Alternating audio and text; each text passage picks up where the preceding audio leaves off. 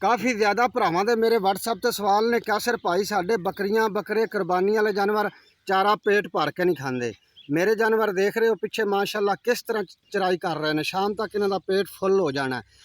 बहुत अच्छी ग्रोथ मैंने मिल रही है चराई के उत्ते ते जानवर मेरे चारा पेट भर के खाते हैं, फुल हो जाते हैं शाम तक। ये रात की आ सिर्फ मसाले का, मेरा कोई कमाल नहीं, मसाले का कमाल आ। अजकल गर्मियों के भरावां मसाला दस रहे हैं, घर दे विच तैयार करके बकरियां बकरियां कुरबानी वाले जानवरों च इस्तेमाल कराओ।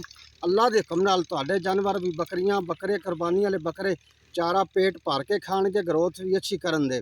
जिहड़ा जानवर जुगाली अच्छे तरीके नाल करदा, चारा पेट भर के खांदा, वो इंशाअल्लाह अल्लाह के हुक्म नाल जानवर जुगाली भी बहुत अच्छे तरीके नाल करदा, ग्रोथ भी अच्छी करदा और अपनी बॉडी ते गोश्त भी बहुत जल्दी बनाना स्टार्ट कर दिंदा है। मसाला सारे भरा गौर नाल सुन लो। कौड़ तुम्मा खुशक पीसिया पंसार स्टोर तो आसानी नाल मिल जाएगा।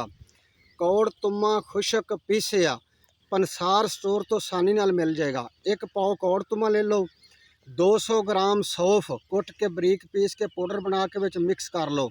100 ग्राम काला नमक कुट के बरीक पीस के पाउडर बना के वह भी मिक्स कर लो। 3 चीज़ां हो गई।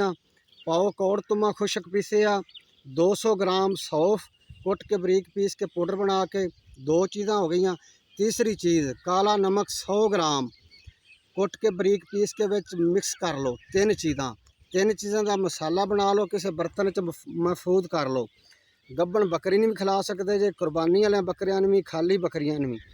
चावल खाण वाला 1 चम्मच, चावल खाण वाला 1 चम्मच एक जानवर की खुराक आ। शाम टाइम एक चावल खाण वाला 1 चम्मच भर के अपने जानवर का मूँह खोल के खिला दो। हफ्ते 3 दफ़ा लाजमी खिलाओ, महीने 12 दफ़ा खिलाओ। अल्लाह के हुक्म नाल आ गर्मियां दे 3 महीने ये मसाला रूटीन दे नाल इस्तेमाल कराओगे ना, मसाला बार बार बदलिया ना करो।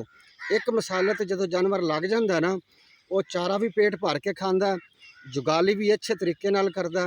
जिहड़ा जानवर जुगाली अच्छी कर जाता ना, वंडा अच्छे तरीके नाल हजम करदा, वो ग्रोथ बहुत अच्छी करदा, अपनी बॉडी ते गोश्त बनांदा। ये सारी मसाले की कमाल आ। मेरे जानवर पिछे देख रहे हो माशाल्लाह, शाम तक इन्हों का पेट फुल हो जाना, सिर्फ इस मसाले की कमाल आ, मेरी कोई कमाल नहीं। मेरे बकरियां बकरे तंदुरुस्त रहंदे ने, सालों साल अच्छी ग्रोथ करते हैं, बहुत ज़्यादा मुनाफा हासिल कर रहा मैं अपने जानवरों चो। वजह की आ कि मैं मसाला रूटीन दे नाल एक ही इस्तेमाल कराना, गर्मी वाला। सर्दी वाला होर आ, वो मैं वीडियो अपलोड कुछ दिनों तक कर देंगा। अल्लाह के हुक्म नाल मसाला लाजमी सारे भरा इस्तेमाल कराओ। कौड़ तुम्मा सौंफ काला नमक जिस तरतीब के नाल दसिया तैयार करो। हफ्ते 3 दफ़ा फी जानवर नूं खिलाओ लाजमी, चाहे कुरबानी वाला बकरा है, चाहे गब्बन बकरी, चाहे खाली बकरी है। चावल खाने वाला 1 चम्मच शाम टाइम खिला दो। अल्लाह के हुक्म नाल तुहाडे जानवर चारा पेट भर के खाणगे, ग्रोथ भी अच्छी करन दे, शानदार ग्रोथ करन दे। और कुरबानी वाले बकरियां च अगर मसाला इस्तेमाल कराओगे ना भरा, अपनी बॉडी ते गोश्त अच्छी तरह बनाना स्टार्ट कर देंगे। वजह की आ, इस मसाले दे नाल जानवर रात को जुगाली बहुत अच्छे तरीके नाल करदा और काफ़ी ज़्यादा देर तक करता रहता है।